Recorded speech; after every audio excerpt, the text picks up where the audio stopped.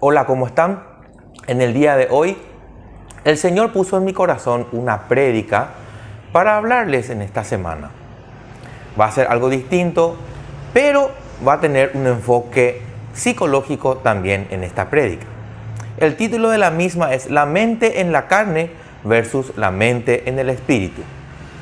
Y para empezar, quisiera compartir con ustedes el versículo base de esta prédica, que dice de esta forma, y se encuentra en el libro de Romanos 8, versículo 6 al 14. Dice así: porque el ocuparse de la carne es muerte, pero el ocuparse del espíritu es vida y paz. Por cuanto los designios de la carne son enemistad contra Dios, porque no se sujetan a la ley de Dios, ni tampoco pueden. Y los que viven según la carne no pueden agradar a Dios. Mas vosotros no vivís según la carne, sino según el Espíritu. Si es que el Espíritu de Dios mora en vosotros. Nótese que en este versículo está hablando de aquellos que le recibieron a Jesús, de los que son creyentes. Los otros, que es otro grupo, serían los que no creen en Cristo, que son no creyentes. Y si alguno tiene el Espíritu de Cristo, no es de él. Pero si Cristo está en vosotros, el cuerpo en verdad está muerto a causa del pecado, mas el espíritu vive a causa de la justicia. Y si el espíritu de aquel que levantó de los muertos a Jesús mora en vosotros, el que levantó de los muertos a Cristo Jesús, vivificará también vuestros cuerpos mortales por su espíritu que mora en vosotros. Así que, hermanos, deudores somos, no a la carne, para que vivamos conforme a la carne. Porque si vivís conforme a la carne, moriréis. Mas si por el Espíritu hacéis morir las obras de la carne, viviréis. Porque todos los que son guiados por el Espíritu de Dios, estos son hijos de Dios. Ahora quiero hablarles de las características de una mente puesta en la carne, según el versículo que acabamos de leer, o el capítulo que acabamos de leer. Gálatas 5, capítulo 5, versículo 16 al 24 nos dice que: digo, pues, andad en el Espíritu y no satisfagáis los deseos de la carne. Hay una lucha constante entre nuestra carne y el Espíritu. Porque el deseo de la carne es contra el Espíritu, y el del Espíritu es contra la carne, y estos se oponen entre sí, para que no hagáis lo que quisierais. Pero si sois guiados por el Espíritu, estáis bajo la ley. Y manifiestas son las obras de la carne, que son adulterio, fornicación, inmundicia, lascivia, idolatría, hechicerías, enemistades, pleitos, celos, iras, contiendas, disensiones, herejías, envidias, homicidios, borracheras, orgías y cosas semejantes a estas, acerca de las cuales os amonesto, como ya os lo he dicho antes, que los que practican tales cosas no heredarán el reino de Dios. Esto es lo que nos está diciendo el apóstol Pablo. Y vamos a seguir viendo las características de la carne. En primer lugar, la carne tiene enemistad con Dios. Está en conflicto con las enseñanzas de Jesús.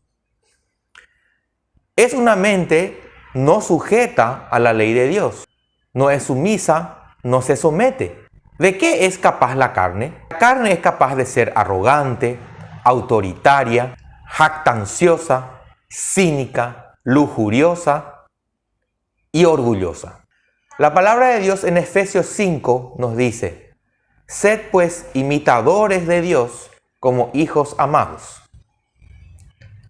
Y andad en amor, como también Cristo nos amó y se entregó a sí mismo por nosotros, ofrenda y sacrificio a Dios en olor fragante. Pero fornicación y toda inmundicia o avaricia, ni aun se nombre entre vosotros como conviene a santos.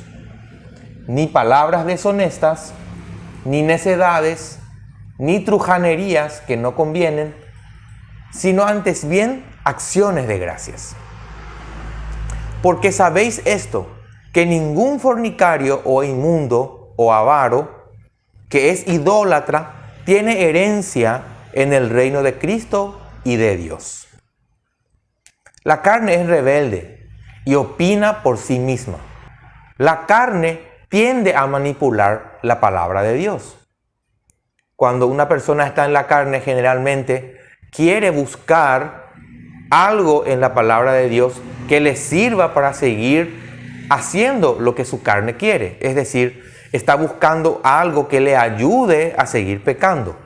La carne es incapaz de someterse a las leyes de Dios. Tiene una incapacidad de agradar a Dios y no es solo que le sea difícil a la carne, es imposible. Ahora vamos a hablar, o quiero hablarles de las características de una mente puesta en el Espíritu.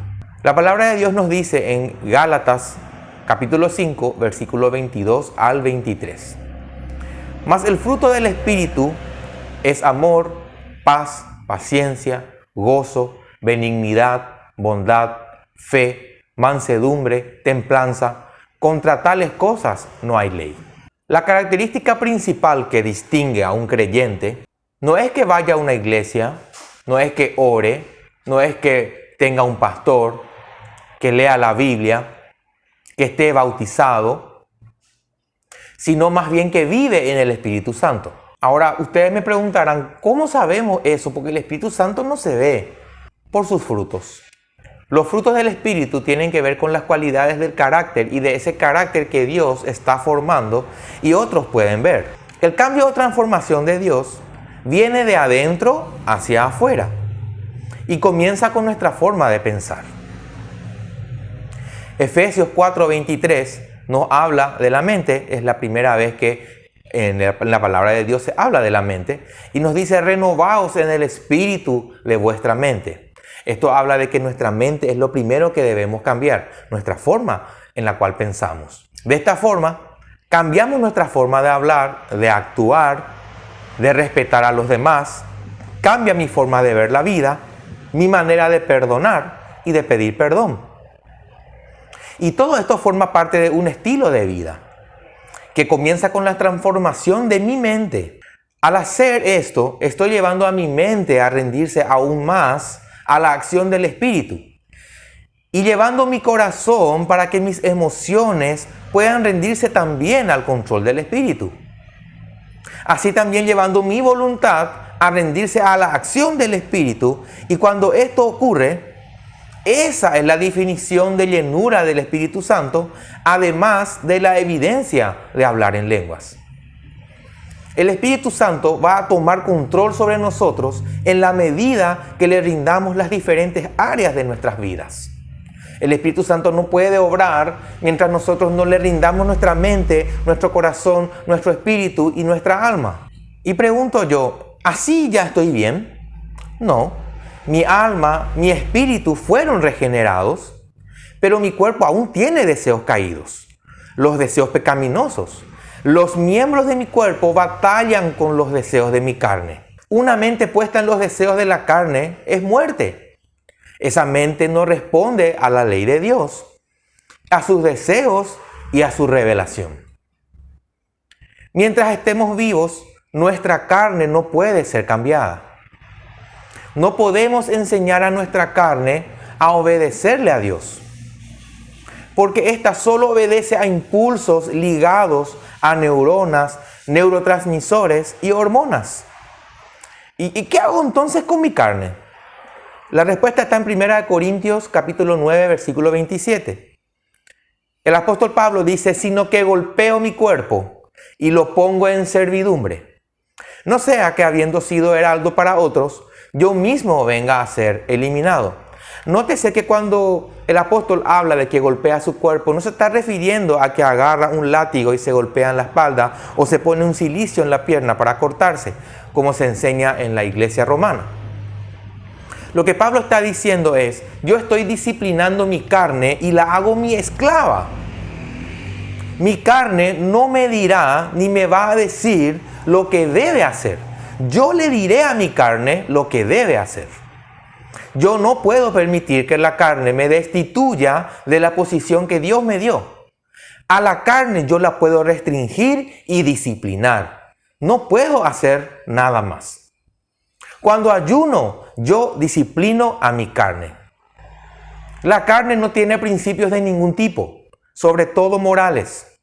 La moralidad la tiene la mente, tu corazón, tu alma y tu espíritu. Por esto es que yo no puedo confiar en la carne. ¿Y qué nos dice la palabra de Dios en Romanos capítulo 7, versículo 18? Y yo sé que en mí, esto es, en mi carne, no mora el bien. Porque el querer el bien está en mí, pero no el hacerlo. La habilidad de hacer el bien no la tenemos nosotros mismos. Esa habilidad es externa o independiente de mí. Y esa habilidad está en el Espíritu Santo que obra en mí, en la medida que le permito. Si vivimos por el Espíritu, hacemos morir las obras de la carne. Yo tengo ganas de fornicar, tengo ganas de tomar cerveza, vino, whisky de forma desmedida. No digo que esté mal tomar de vez en cuando un poco de bebida. Si es posible, mejor evitarla totalmente.